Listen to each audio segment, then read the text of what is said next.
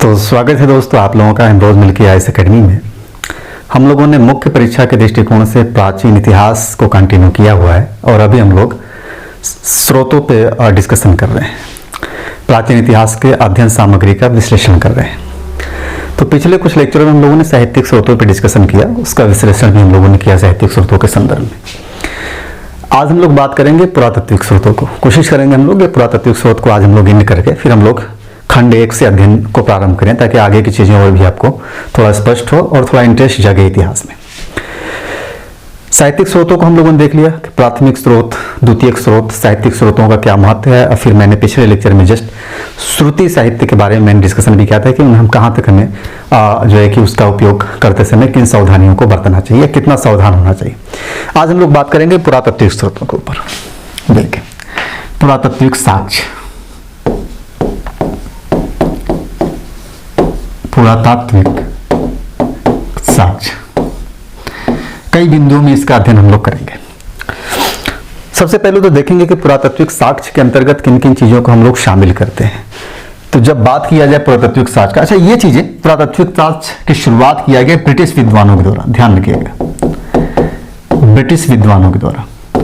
इनके द्वारा शुरू किया गया field archaeology, field archaeology, archaeology. यही फील्ड आर्कियोलॉजी व्यापक परिवेश में पुरातात्विक अध्ययन का आधार बनता है और इसी के बाद पुरातत्व का अध्ययन शुरू कर दिया जाता है। तो फील्ड आर्कियोलॉजी की शुरुआत ब्रिटिश विद्वानों के माध्यम से किया गया। जब पुरातात्विक अध्ययन स्रोतों की हम लोग बात करते हैं तो इसमें कई सारी चीजें शामिल होती है। जैसे एक तो शामिल होता है टीला, टीला।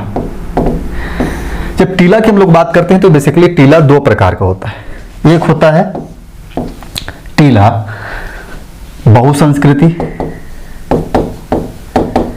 बहुसंस्कृति, और एक होता है एकल संस्कृति, एकल संस्कृति वाले टीले।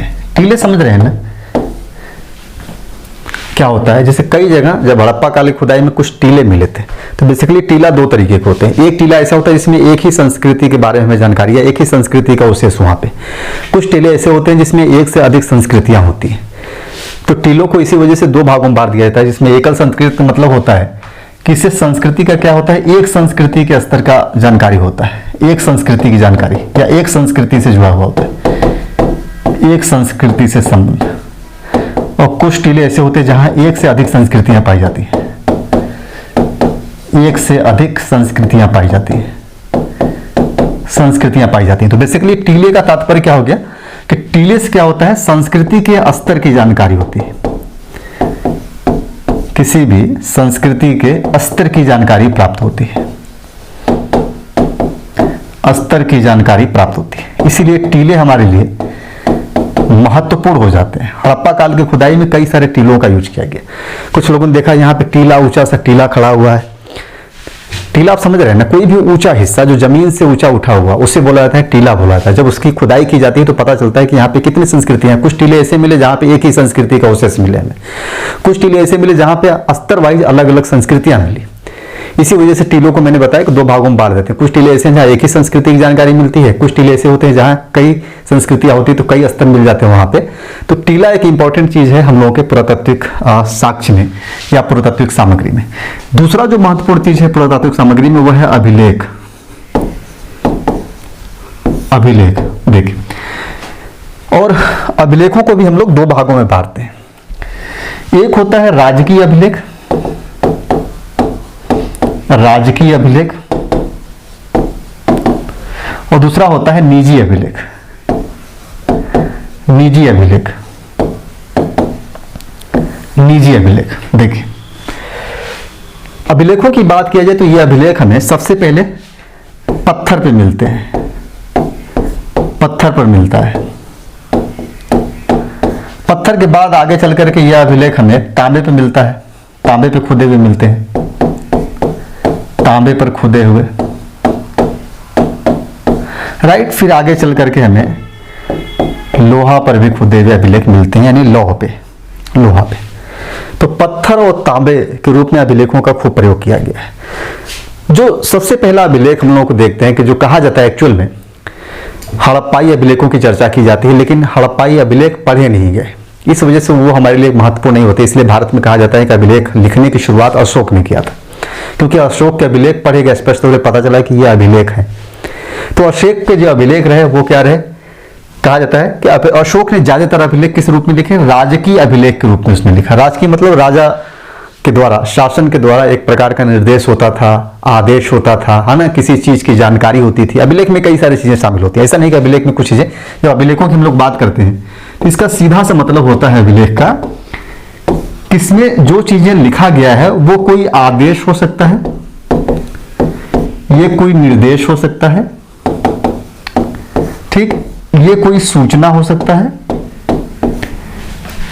आदि, और भी कुछ हो सकते हैं, इसमें कुछ भी चीजें लिखी हुई। तो आदेश, निर्देश, सूचना, ये सारी चीजें अभिलेखों के अंतर्गत होती हैं। तो अशोक के जो अभिलेख रहे, कई सारे अशोक के अभिलेख आदेशात्मक रहे, कुछ अभिलेख ऐसे रहे अशोक के जो सूचना दे रहा था, कुछ अभिलेख ऐसे रहे जो निर्देश दे रहा था। तो बेसिकली राजकीय अभिलेख का सीधा सा मतलब है जो राजा के द्वारा अभिलेख खुदवाए गए। निजी अभिलेख का सीधा सा मतलब है कि जो निजी अभिलेख थे, व्यक्तिगत अभिलेख, जैसे कोई मंदिर बनवा रहा था उसमें उसने लिखवा दिया कि मंदिर हमने बनवाया है इतने समय में।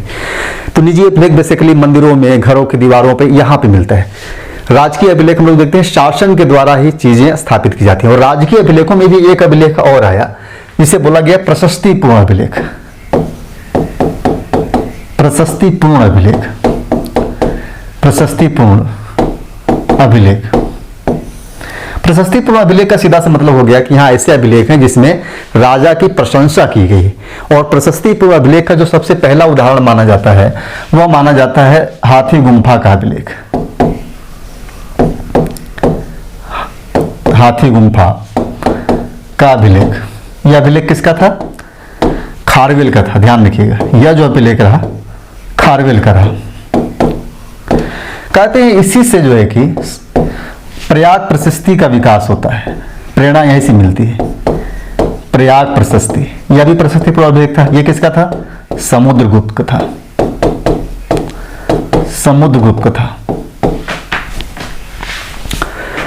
तो पुरातात्विक सामग्री में अभिलेखों का एक महत्वपूर्ण योगदान रहा है उस काल के इतिहास के बारे में जानने में। जब हम लोग अभिलेखों की बात करते हैं तो अभिलेख से हमें किसी काल की राजनीतिक घटनाक्रम के बारे में भी जानकारी मिलती है। अभिलेखों से हमें राजनीतिक सीमा के बारे में भी जानकारी प्राप्त होती है। जैसे जहां जहां अभिलेख पाए गए माना गया कि जिस शासक का अभिलेख जिस क्षेत्र में पाया गया माना गया उसके अधीन रहा होगा, तो उसकी एक राजनीतिक सीमा भी निर्धारित होती है।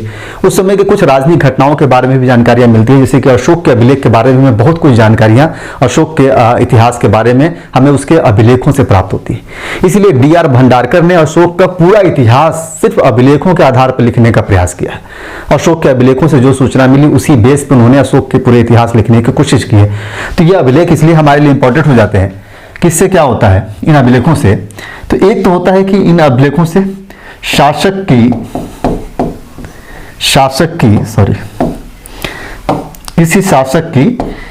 राजनीतिक सीमा का पता लग जाता है।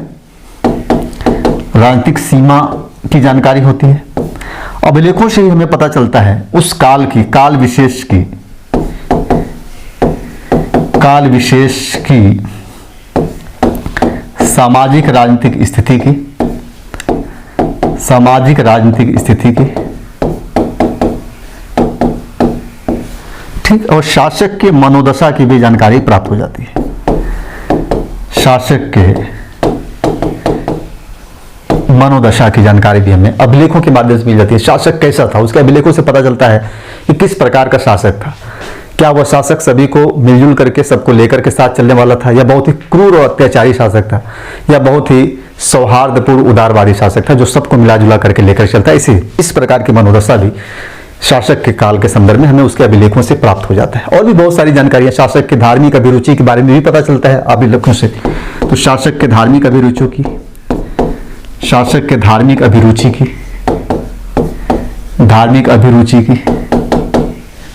की भी जानकारी प्राप्त होती है। और मैंने बताया कि शुरुआती जो अभिलेख रहे, अच्छा कुछ अभिलेख आए दान पत्र के रूप में, भूमि दान पत्र के रूप में, यह भी राजकीय अभिलेख था।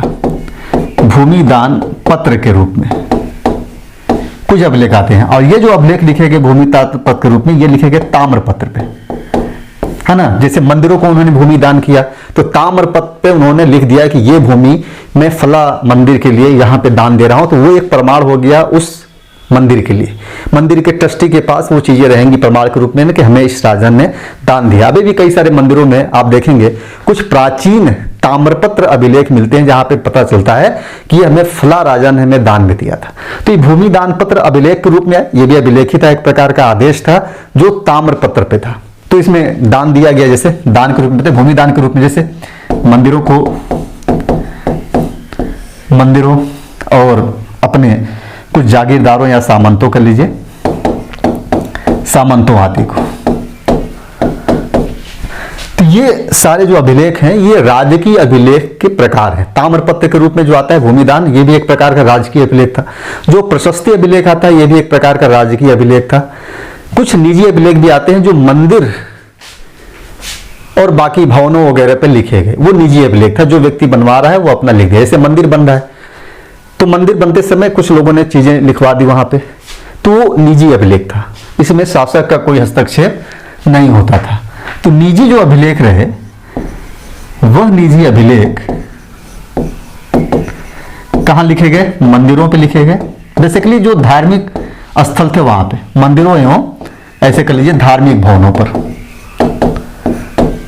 धार्मिक भवनों पर यहां पे मिले। तो अभिलेख हो गया दूसरी चीज, पुरातात्विक स्रोत के रूप में। तीसरा महत्वपूर्ण चीज है सिक्का।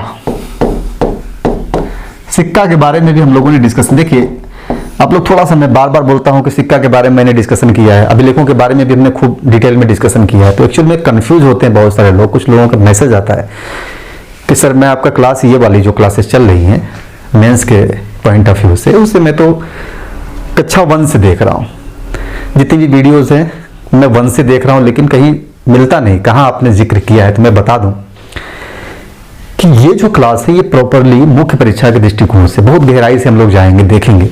जो लोग पहले की क्लास किए होंगे और अभी की क्लास करेंगे तो उनको डिफरेंसेस समझ में आएगा। पहले की क्लास भी गहराई से पढ़ाई गई है, लेकिन वो अप्रोच अलग था। बेसिकली वो अप्रोच था प्री के पॉइंट ऑफ व्यू से, जिसमें नेट, जीआरएफ और सिविल सर्विसेज का जो प्री एग्जाम होता है उसके दृष्टिकोण से ज्यादातर चीजें फोकस की गई। क्योंकि प्री में सिर्फ क्वेश्चन फैक्ट ही नहीं आता बल्कि कॉन्सेप्ट के साथ जुड़ा हुआ होता है, तो वहां पे वो कॉन्सेप्ट भी लिया गया है। लेकिन बेसिकली जो कॉन्सेप्ट है वो प्री के पॉइंट ऑफ व्यू से चीजें हैं वहां। अभी जो चीजें हम लोग यहाँ पढ़ रहे हैं ना, यहाँ प्री के पॉइंट ऑफ व्यू से स्पेशली ये चीजें है नहीं। हालांकि यहाँ से प्री के क्वेश्चन आपको मिल सकते हैं, लेकिन ये जो पढ़ा जा रहा है ये प्री के पॉइंट ऑफ व्यू से नहीं हम लोग पढ़ रहे हैं। मेंस का क्या अप्रोच होना चाहिए आपको इस क्लास में दिखेगी कि जब मेंस किसी भी विषय को जब पढ़ते हैं तो क्या अप्रोचेज होनी चाहिए, उसका क्या दृष्टिकोण होना चाहिए, किस दृष्टिकोण से हम लोग मेंस पढ़ते हैं, तो आप इन क्लासेस में देख सकते हैं। तो यहाँ पे आप देखेंगे कि जो दृष्टिकोण है पूरी तरीके से मेंस से जुड़ा हुआ है। अब जैसे अभिलेख की बातें की जाए तो हम लोग अभिलेखों में हमने बात किया था, हाथी गुम्फा अभिलेख पहला एक प्रशस्ति के रूप में लिखा गया अभिलेख था, उसी से प्रेरणा मिला, फिर आगे चल करके प्रयाग प्रशस्ति लिखा गया। तो इसे पूछ दिया गया कि प्रशस्ति के रूप में प्रथम अभिलेख कौन सा है, तो आप हाथी गुम्फा अभिलेख पा यानी प्री के क्वेश्चन बन जाता है। लेकिन चूंकि हम लोगों ने इसे प्री के हिसाब से नहीं पढ़ा है, तो यानी कहने का मतलब ये है कि यहाँ बेसिकली मेंस के दृष्टिकोण से हम लोग देख रहे हैं, ये काम करेगा आपका प्री में भी। और जिन लोगों ने दोनों इतिहास को पढ़ लिया, मेरे पहले मैंने जो पढ़ाया है उसको और प्लस ये वाली क्लासेज इसको, तो आप इतिहास में किस कंडीशन में होंगे आपका अंदाजा नहीं होगा आपको कि आप कहां पे होंगे इतिहास में, और आपके सामने अच्छे अच्छे संस्थान के बच्चे टिक नहीं पाएंगे। संस्थान के बच्चों को तो छोड़ दीजिए, आप टीचरों को ऐसी तैसी कर देंगे इतिहास में, दोनों चीजें अगर पढ़ लेते हैं तो इससे पहले मैंने प्राचीन इतिहास पढ़ाया जिसमें 160 से ज्यादा लेक्चर हैं, कंप्लीट एंशिएंट हिस्ट्री है, जिसमें राजपूत काल, दक्षिण भारत का इतिहास, फिर गुप्त काल, गुप्तोत्तर काल, सब कुछ पढ़ाया गया, यानी कुछ भी आपका प्राचीन इतिहास में बचा नहीं। उसके बाद आप ये नहीं कहेंगे कि ये चीजें छूट गई, एवरीथिंग इज क्लियर है, सब कुछ कंप्लीट है, एवरीथिंग इज कंप्लीट। इसी में बोलता हूं कि इन सब चीजों में डिस्कशन किया, चूंकि वहां पे अभिलेखों की बात हो रही है तो शुरू से बताया गया भारत में अभिलेख लिखने का परंपरा कहां से शुरू हुआ, कौन सा अभिलेख सबसे पहले मिला, सबसे पहले कौन से अभिलेख को पढ़ा गया, फिर उसके बाद कौन कौन से अभिलेख रहे, उन अभिलेखों में कौन कौन सी जानकारियां दी गई, ये सारी चीजें हम लोगों ने वहां पे डिस्कशन किया हुआ। ये सब चीजें आगे भी आपको मिलेंगी, जो जो टॉपिक हम लोग पढ़ेंगे, जैसे अशोक के बारे में पढ़ेंगे तो वहां अभिलेखों की चर्चा हम लोग करेंगे, आगे पढ़ेंगे तो वो चीजें मिलेंगी। लेकिन अभी थोड़ा समय लगेगा। जैसे जैसे टॉपिक हम लोग आगे बढ़ेंगे वैसे वैसे चीज़ें खुल करके आएंगी, बहुत सारे तथ्य भी यहाँ पे आएंगे। मैंने बताया कि अवधारणाओं को क्लियर करने के लिए तथ्य की जरूरत होती है। तो अवधारणाएं अगर स्पष्ट है तो उसका स्पष्टीकरण हम तथ्यों के माध्यम से देते हैं। तो चूंकि कॉन्सेप्ट बेस्ड क्लासेस है, ज़्यादातर चीज़ें हैं यहाँ पे, तो तथ्य भी कुछ ना कुछ तो आएंगे जो आपके काम की चीज़ें होंगी। समझ जब बन जाएगा तो फैक्ट ऑटोमेटिक अपने आप आ जाता है। अब आइए हम लोग बात कर लेते हैं, सिक्कों की बात कर लेते हैं। सिक्का भी अभिलेखी साक्ष्य या पुरातात्विक साक्ष्य के रूप में, पुरातात्विक साक्ष्य के रूप में एक महत्वपूर्ण भूमिका निभाता है। इस वजह से जब हम लोग प्राचीन इतिहास पढ़ते हैं तो सिक्कों का भी अध्ययन करते हैं। हम लोग देखते हैं कि इस राजा या इस शासक के काल में यहाँ सिक्के, कौन कौन से सिक्के मिले, तो सिक्कों से भी कई सारी जानकारियां प्राप्त होती हैं। जब हम लोग सिक्कों की बात करते हैं तो कहा जाता है कि इनका भी अत्यधिक महत्व है, सिक्कों का अत्यधिक महत्व है। और भारत में जैसे मुद्रा शास्त्र को, सिक्का का बोलते हैं, मुद्रा शास्त्र को अध्ययन के स्वरूप में स्थापित करने का जो श्रेय दिया जाता है वो दिया जाता है डीडी कौशाम्बी साहब को। स्थापित करने का श्रेय, ऐसे कह लीजिए, मुद्रा शास्त्र को स्थापित करने का श्रेय, स्थापित करने का श्रेय, मुद्रा शास्त्र को स्थापित करने का श्रेय, करने का श्रेय यह दिया जाता है डीडी कौशाम्बी, इतिहासकार डीडी कौशाम्बी को। तो प्राचीन भारत के जो शुरुआती सिक्के रहे उन्हें बोला जाता था आहत सिक्का। आहत सिक्का, क्या बोला जाता था? आहत सिक्का।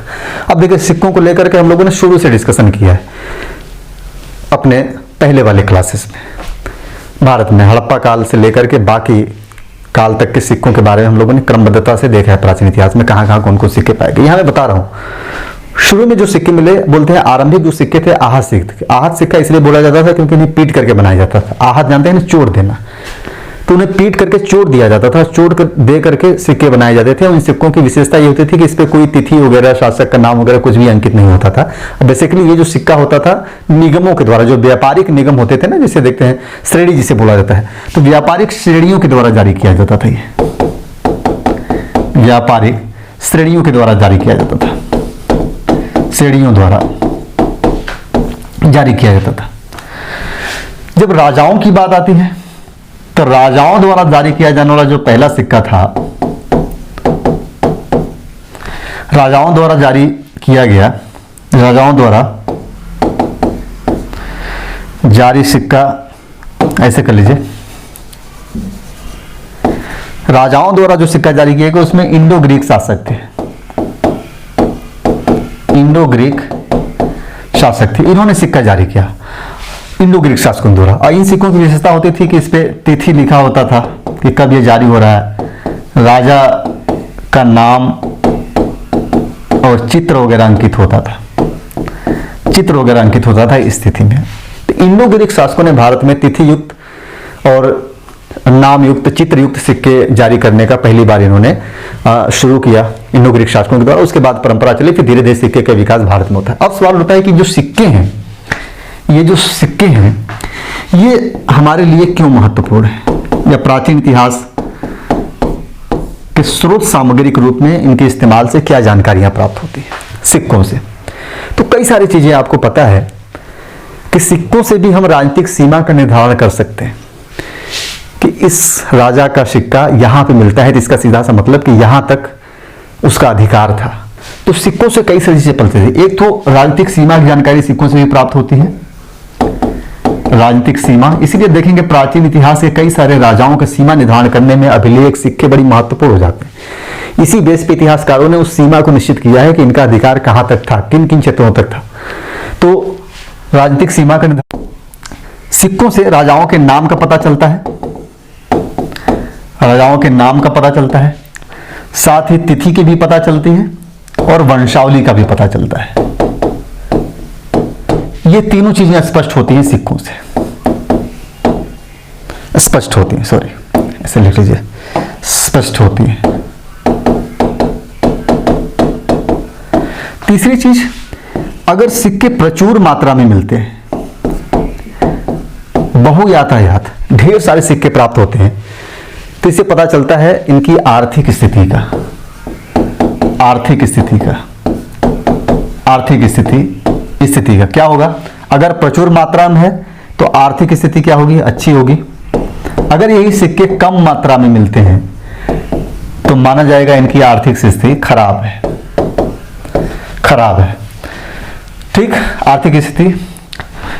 वही पता चलता है सिक्कों पर अगर किसी देवता का अंकन है, सिक्कों पर देवताओं का अंकन है,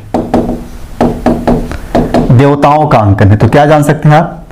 इनके धार्मिक मनोभाव को जान सकते हैं, धार्मिक मनोभाव को समझ सकते हैं कि क्या था इनका धार्मिक मनोभाव। एक चीज और, एक पॉइंट और लिखे, 5वां, सिक्कों की बनावट, सिक्कों की बनावट, इससे क्या पता चलता है आपको? बनावट, बनावट से इनकी तकनीक का पता चलता है कि तकनीक के रूप में ये कहां तक जानकारी रखते थे, कितना सक्षम थे कि बेहतर सिक्का निर्माण कर सके। तो इस वजह से सिक्कों का भी पुरातात्विक साहित्य सामग्री पुरातात्विक स्रोत सामग्री के रूप में एक महत्वपूर्ण योगदान होता है। और ये प्रश्न पूछा गया है मेंस में कि पुरातात्विक स्रोत सामग्री के रूप में सिक्कों के क्या महत्वपूर्ण योगदान है। क्लियर है यहाँ पे? दूसरी चीज क्या है, जो सिक्के प्राप्त होते हैं उनमें वस्तुनिष्ठता अधिक होती है। खास तौर से जितनी पुरातात्विक स्रोत है उनमें बहुत ज्यादा छेड़छाड़ नहीं किया सकता कि सिक्कों को बदल दिया जाए। जो सिक्के जहां मिल गए पुरातत्व के रूप में, जहां पड़े हुए हैं, उसी से हम एक निष्कर्ष पे पहुंचने का प्रयास करते हैं। तो ये सारी चीजें हमें पता चलती हैं सिक्कों से। इसके अलावा अगला जो पुरातात्विक स्रोत है उसमें एक चीज शामिल किया जाता है, स्मारक। वेरी इंपॉर्टेंट, स्मारक। देखिए, स्मारक की बात किया जाए तो क्या होता है, किसी काल विशेष के महत्वपूर्ण जो स्थापत्य है उनको शामिल किया जाता है। महत्वपूर्ण स्थापत्य, महत्वपूर्ण स्थापत्य में क्या हो सकते हैं? मंदिर हो सकता है ना, भवन हो सकता है, किला हो सकता है, सराय हो सकता है, आदि कर लीजिए, आदि आदि। जब हम स्थापत्यों की बात करते हैं तो बेसिकली हमारा ध्यान सौंदर्य बोध पे ही जाता है। देखते हैं वाव कितना सुंदर मंदिर बना हुआ है, या कितना सुंदर महल बना हुआ है, भवन बना हुआ है।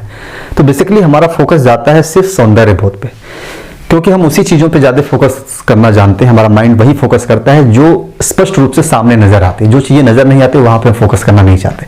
लेकिन कहते हैं कि ये जो स्थापत्य है सिर्फ सौंदर्य बोध को नहीं दर्शाता है, बल्कि सौंदर्य बोध के अलावा इन पर खुदे हुए जो नाम है, खुदे हुए नाम, तिथि आदि, ये सारी चीजें कई सारी चीजें चर्चा करती है। जैसे राजनीतिक, आर्थिक और धार्मिक घटना की ओर संकेत करती हैं, घटना की ओर संकेत करते हैं। जो स्मारक है उसमें कई सारी चीजें अंकित की गई हैं, तो उस कालखंड की कुछ राजनीतिक जानकारियां भी हमें प्राप्त होती हैं, आर्थिक जानकारियां भी मिलती हैं। अगर भवन बहुत ही सुंदर हैं, भव्य बने हुए, तो इसका मतलब कि आर्थिक समृद्धि है। वहीं उसके साथ साथ उनके धार्मिक मनोभावों का भी पता चलता है। उन भवनों पर बने हुए चित्र वगैरह बाकी चीजें, यह अब जानकारी होती है कि इनका धार्मिक मनोभाव क्या था। ये सारी चीजें हमें देखने को, जानने को मिलता है। इसके साथ ही इससे, इन चीजों से हमें इनके कलात्मक विकास के बारे में भी जान सकते हैं, कलात्मक विकास के बारे में भी हम जान सकते हैं। ठीक, और इसी से मैंने बताया कि इनके धार्मिक मनोभाव को भी समझ सकते हैं जो चित्र वगैरह बना है। कलात्मक विकास का मतलब कला के रूप में कहां तक विकसित हो गए थे, कितना डेवलप हो गए। इसे हम लोगों ने आर्ट एंड कल्चर में हम लोगों ने पढ़ा कि कलात्मक विकास के रूप में कौन कौन सी शैलियां हमारे सामने बेसिकली आती है। नागर शैली, द्रविड़ शैली, वेसर शैली जैसी चीजें भी हमारे सामने आती है। तो कलात्मक विकास हम लोग स्पष्ट तौर पर वहां पे देख रहे थे। तो ये तो हो गया मेन 4 चीजें जो पुरातात्विक साहित्य स्रोत सामग्री के रूप में, पुरातात्विक स्रोत सामग्री के रूप में, बार बार साहित्य नाम लिया जा रहा है, सॉरी, पुरातात्विक स्रोत सामग्री के रूप में वेरी इंपॉर्टेंट रोल निभाते हैं। ये चीजें आपके दिमाग में बसी होनी चाहिए। इसके अलावा भी कुछ चीजें होती हैं। अन्य सामग्रियों की बात किया जाए तो एक होता है मूर्ति कला और चित्रकला,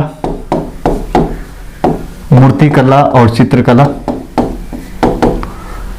और चित्रकला, इन्हें भी इतिहास का एक साधन माना जाता है, इतिहास के अध्ययन का। इतिहास के अध्ययन का साधन मानते हैं हम लोग। कई सारी जानकारी यहाँ से भी हमें प्राप्त होती है, अध्ययन का साधन माना जाता है। इसके अलावा दूसरा है मृद भांड। मृद भांड एवं उपकरण।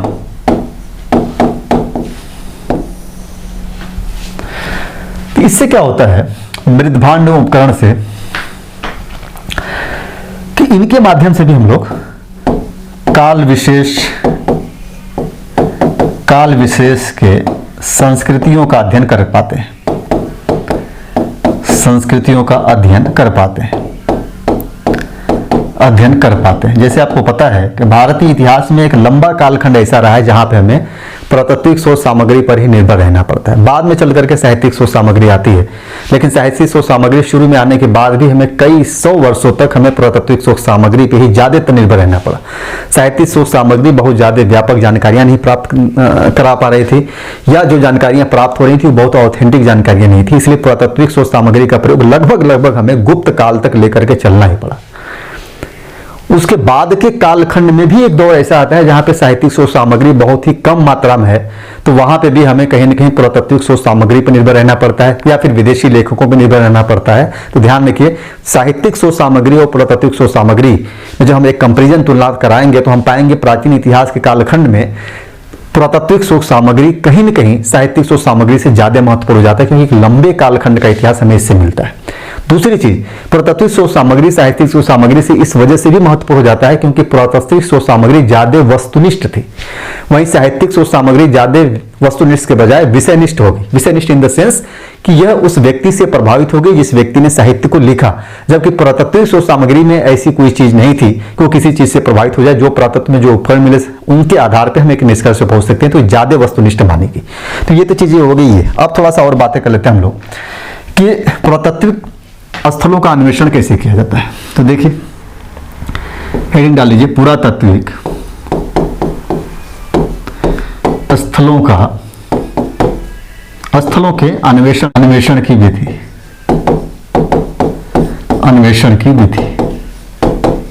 ध्यान रखिए, जब इनके अन्वेषण की विधि की बात करते हैं तो बेसिकली दो विधि आती है। एक आती है परंपरागत विधि,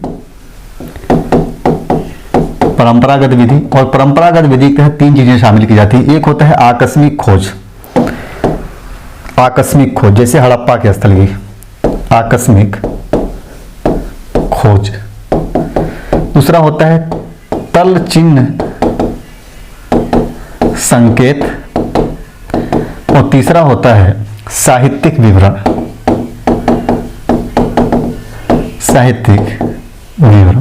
ये तीन चीजें ध्यान रखिए, थोड़ा सा समझ लिया। आकस्मिक खोज का मतलब हो गया कि कहीं हम जा रहे हैं और एकाएक हमें नजर आ गया कि कुछ प्राचीन ऐसी चीजें हैं या बहुत बड़ा खंडहर है जिसमें लंबे कालखंड का अवशेष हमें नजर आ रहा है, तो फिर वहां पे जांच होता है और पता चलता है कि हाँ यहाँ पे तो प्राचीन कोई सभ्यता रही होगी। जैसे हड़प्पा में ऐसे ही शुरुआत हुआ था, आकस्मिक खोज ही वहां हुआ है। रेलवे लाइन बिछाते समय ईंटें जो है कि मिल गए वहां पे, स्पेशली वो हड़प्पा सभ्यता के बारे में जानते नहीं थे। रेलवे लाइन जब जा रहा था उसी दौरान जो ईंटें उटे मिलने लगे, वहीं से लोगों का ध्यान आकर्षित हुआ कि यहाँ कुछ न कुछ चीजें तो है, तो बाद में वहां से हड़प्पा की एक बड़ी सभ्यता हम लोग को मिल जाती। दूसरा कहते हैं तल चिन्ह संकेत, यानी कि हम लोगों ने देख लिया जमीन में कोई तल चिन्ह, कुछ ऐसा हमें संकेत मिल गया, तो फिर वहां पे हम जाते हैं बेसिकली, फिर हम खोजते हैं तल चिन्ह संकेत, फिर खोजाई होती है उसकी कि एक्चुअल में देखा जाए यहाँ मिल सकती है। फिर हड़प्पा के बाकी स्थलों का खोज तल चिन्ह संकेत के माध्यम से किया जाता है। आगे चल करके धीरे धीरे अच्छा यहाँ कुछ चीजें हो सकती है, उसके आसपास चीजें खोजी जाने लगी एक स्थान मिलने के बाद। इसके बाद साहित्यिक विवरण इन द सेंस कि साहित्य में यदि किसी चीज का विवरण मिला हुआ कि यहाँ पे एक जो है कि अशोक का एक बड़ा सा महल था इस जगह पे, तो साहित्यिक विवरण के आधार पे फिर वहां पे जाकर के हम खोज करते हैं, प्रयास करते हैं कि यहाँ पे वो महल है कि नहीं। तो ऐसे साहित्य में कुछ विवरण मिले तो वहां पे जाकर के राजा प्रसाद वगैरह इसे महल हम लोग बोलते हैं, वहां उसकी खोज की गई। एक तो विधि हो जाती है। दूसरी विधि होती है वैज्ञानिक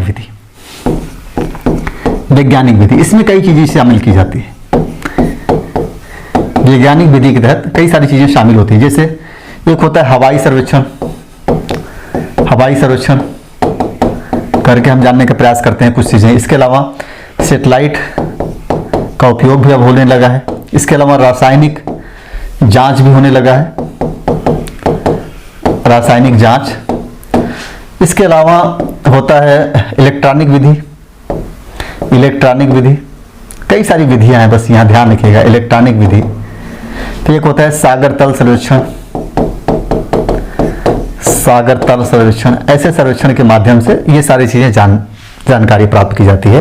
पुरातात्विक सामग्रियों के बारे में हम लोग ऐसी विधियां अपनाते हैं। लेकिन मुख्य चीज ये है कि जो पुरातात्विक खुदाई होती है ना, जिसे बोलते हैं हम लोग उत्खनन, उसकी दो विधियां हैं।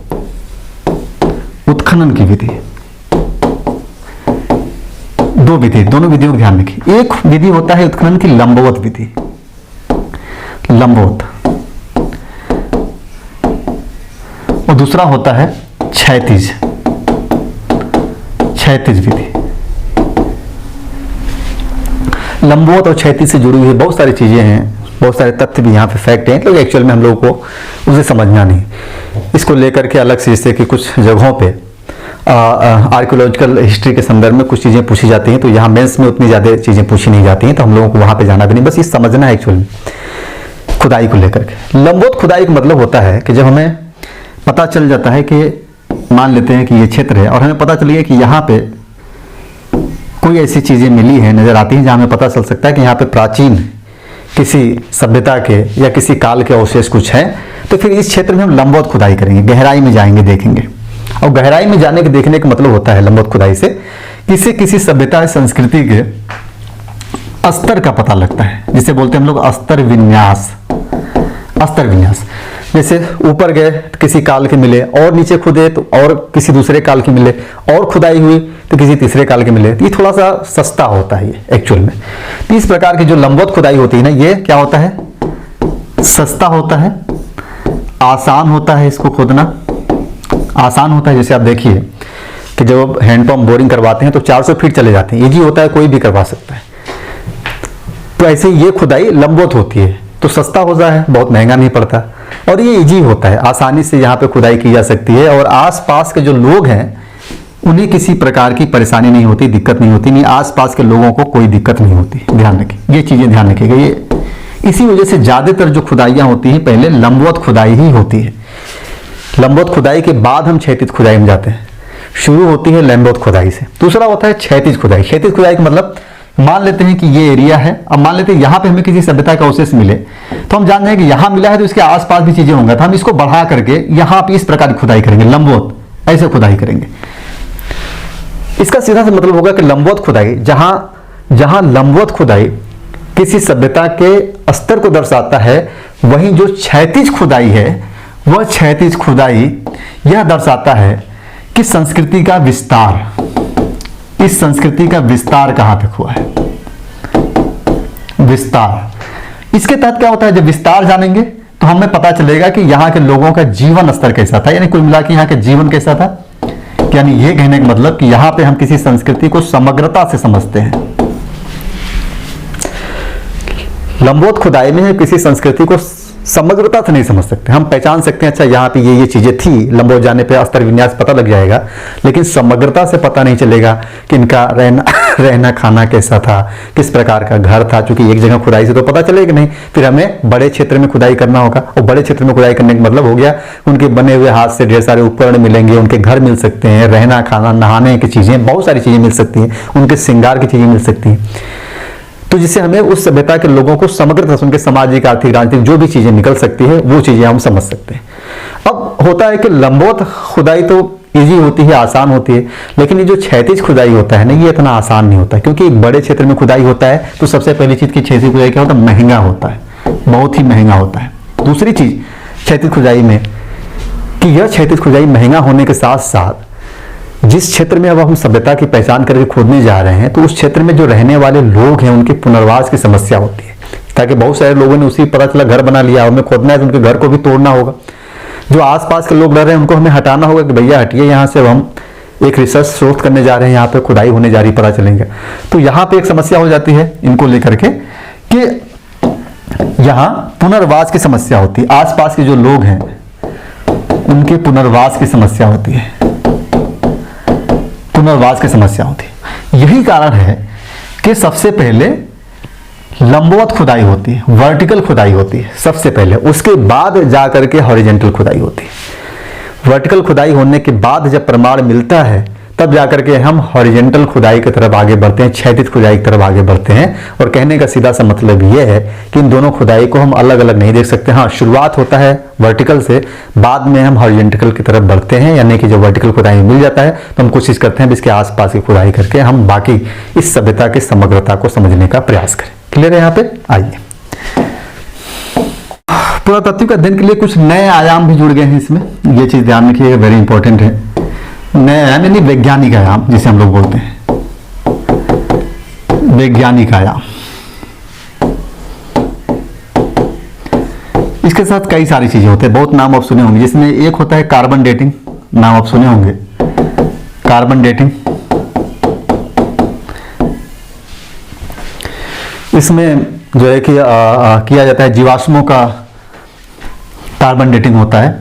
तो जीवाश्म के लिए उसके बारे में यानी कितना पुराना है जानने के लिए क्या करते हैं, कार्बन डेटिंग, कार्बन डेटिंग। लेकिन जो जीवाश्म नहीं है, जिसे बोलते हैं गैर जीवाश्म, है ना, जैसे कि मिट्टी का उपकरण मिल गया, तो उसके लिए अपनाते हैं यूरेनियम विधि, यूरेनियम डेटिंग जिसे बोलते हैं लोग, यूरेनियम डेटिंग।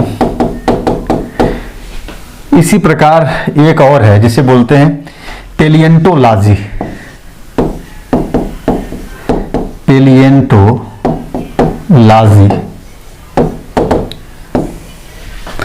इसमें क्या होता है कि जीवाश्मों के डीएनए का विश्लेषण किया जाता है, डीएनए का अध्ययन किया जाता है। और अभी आपको बता दूं कि एक नया जो डाटा आया है जिसमें जीवाश्मों के वाई क्रोमोसोम का अध्ययन किया गया है, खासतौर से जो है कि आर्य लोगों के, आर्यों के जीवाश्मों का, आर्यों का वाई क्रोमोसोम का अध्ययन किया गया है। और अभी एक लेटेस्ट जो सूचना ये है आप लोगों के लिए कि वाई क्रोमोसोम के अध्ययन के बाद अब यह वैज्ञानिकों ने तथ्य मान लिया है कि जो आर्य थे वो आर्य विदेशी थे या बाहर से ही आए थे, विदेशी थे। ध्यान रखिए, वाई क्रोमोसोम के अध्ययन के बाद यह लगभग तय हो गया है कि जो आर्य थे वो बाहर से ही आए हुए थे। पेलिएंटोलॉजी हो गया। इसी प्रकार एक था जो है कि एक होता है पर्यावरणीय पुरातत्व, पर्यावरणीय पुरातत्व। बस ये ध्यान रखिएगा आप लोग, मैं थोड़ा थोड़ा चर्चा कर रहा हूं यहाँ पे। और इसमें क्या होता है, पुरातत्व का जो अध्ययन किया जाता है किसी क्षेत्र विशेष के पर्यावरण को ध्यान में रख करके अध्ययन किया जाता है, इसीलिए से बोलते हैं पर्यावरणीय पुरातत्व। उसके अलावा है एक और है एथिनो आर्कियोलॉजी, एथिनो आर्कियोलॉजी, एथिनो आर्कियोलॉजी, एथिनो आर्कियोलॉजी। इसमें क्या होता है कि किसी समुदाय के जीवाश्म से जुड़ी हुई जानकारी प्राप्त करते हैं, समुदाय के जीवाश्म से जुड़ी हुई जानकारी प्राप्त करते हैं। ध्यान रखिएगा। तो ये कुछ नए आयाम जुड़े हुए हैं पुरातत्विक अध्ययन के क्रम में, वैज्ञानिक आयाम, जिनके माध्यम से कई सारी नई नई चीजें रिसर्च की जा रही है और नई नई खोज हुई। इसे आर्यों को लेकर के विदेशी मूल का जो सिद्धांत है पहले भी दिया गया था, लेकिन इसके प्रामाणिकता पर ढेर सारे प्रश्न लगाए जा रहे थे। खासतौर से भारतीय विद्वानों के द्वारा कुछ ऐसे वर्ग थे जो ये सिद्ध करना चाह रहे थे कि आर्य भारत से नहीं आए हुए। तो इसको लेकर भी कई चीजें था, तो फिर वैज्ञानिक विश्लेषण किया गया वाई क्रोमोसोम के आधार पर, और वैज्ञानिकों ने मान लिया कि एक्चुअल में जो आर्य थे वो भारत में बाहर से ही आए हुए थे, विदेशी थे। तो ये एक सामान्य चीज। तो ये सारी चीजें उम्मीद है समझ गए होंगे आप लोग पुरातत्विक स्रोत को लेकर के। एक दिमाग में एक खाका आपके बनना चाहिए, नोट्स बनाते चलिए क्रमबद्ध रूप से, अगर आप इतिहास का पूरा मजा लेना चाहते हैं और समझना चाहते हैं। तो जैसे जैसे लिखवाते जा रहा हूँ वैसे वैसे बस लिखते जाइए आप सीधे। नोट्स थोड़ा सा अच्छा लिखिए तो आप देखेंगे फिर उस नोट्स को जब रिपीट करेंगे तो आपको लगेगा कि बहुत सारी चीजें हमें नई मिल रही हैं, बहुत सारी चीजें हमें समझने को मिल रहा है। तो स्रोतों को लेकर के एक लेक्चर मेरा और आएगा, उसके बाद फिर हम लोग खंड 1 में बढ़ जाएंगे। फिर यहाँ से आपका जो बौद्धिक विकास है वो आप देखेंगे कि एक नए रूप में सामने आएगा।